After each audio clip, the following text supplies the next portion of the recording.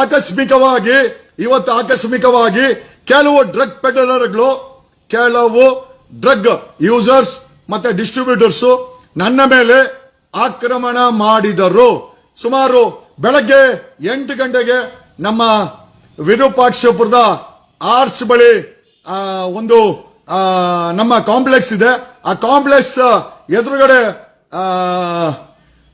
ಇದನ್ನ ಯಾವುದೋ ದೇವರನ್ನ ಕುಂಡಿಸ್ಬೇಕು ಅಂತ ರೋಡ್ ಬ್ಲಾಕ್ ಮಾಡಿದ್ದಾರೆ. ನಾನು ಅಲ್ಲಿ ಬಂದು ಪೊಲೀಸರು ಫೋನ್ ಮಾಡಿ ಇದಕ್ಕೆಲ್ಲ ಪರ್ಮಿಷನ್ ಕೊಟ್ಟಿದ್ರ ಅಂತ ಕೇಳಿದ್ರೆ ಅಲ್ಲಿ ಇಲ್ಲ, ಪರ್ಮಿಷನ್ ಏನು ತಗೊಂಡಿಲ್ಲ ಅವರು. ಆದ್ರೂ ಎಂಟೈರ್ ರೋಡ್ ಅನ್ನ ಬ್ಲಾಕ್ ಮಾಡಿ ಇಟ್ಟಿದ್ರು. ನಮ್ ಕಾಂಪ್ಲೆಕ್ಸ್ ಬಂದು ಕೇಳಿದ್ರೆ, ಸರ್ ಇವರೆಲ್ಲ ಡ್ರಗ್ ಡೀಲರ್ಗಳು, ನಮ್ಮ ಹತ್ರ ಎಲ್ಲ ಅಣ್ಣಮ್ಮ ಇಡ್ತೀವಿ ಅಂತೇಳಿ 10,000 ಕೊಡು, 20,000 ಕೊಡು, 50,000 ಕೊಡು ಅಂತ ನಮ್ಮ ಮೇಲೆಲ್ಲ ದೌರ್ಜನ್ಯ ಮಾಡ್ತಾ ಇದ್ದಾರೆ ಸರ್.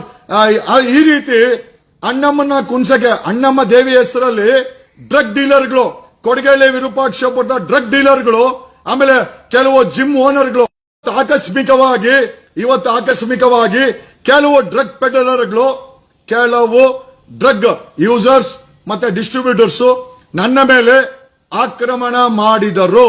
ಸುಮಾರು ಬೆಳಗ್ಗೆ 8 ಗಂಟೆಗೆ ನಮ್ಮ ವಿರೂಪಾಕ್ಷಪುರದ ಆರ್ಚ್ ಬಳಿ ಒಂದು ನಮ್ಮ ಕಾಂಪ್ಲೆಕ್ಸ್ ಇದೆ. ಆ ಕಾಂಪ್ಲೆಕ್ಸ್ ಎದುರುಗಡೆ ಇದನ್ನ ಯಾವುದೋ ದೇವರನ್ನ ಕುಂಡಿಸ್ಬೇಕು ಅಂತ ರೋಡ್ ಬ್ಲಾಕ್ ಮಾಡಿದ್ದಾರೆ.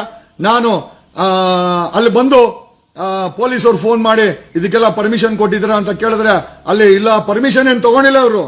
ಆದ್ರೂ ಎಂಟೈರ್ ರೋಡ್ ಅನ್ನ ಬ್ಲಾಕ್ ಮಾಡಿ ಇಟ್ಟಿದ್ರು.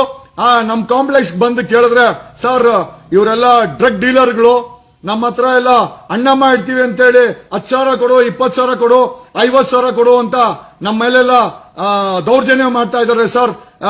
ಈ ರೀತಿ ಅಣ್ಣಮ್ಮನ ಕುಣ್ಸಕ್ಕೆ, ಅಣ್ಣಮ್ಮ ದೇವಿ ಹೆಸರಲ್ಲಿ ಡ್ರಗ್ ಡೀಲರ್ಗಳು, ಕೊಡಗೇಳಿ ವಿರೂಪಾಕ್ಷಪುರದ ಡ್ರಗ್ ಡೀಲರ್ಗಳು, ಆಮೇಲೆ ಕೆಲವು ಜಿಮ್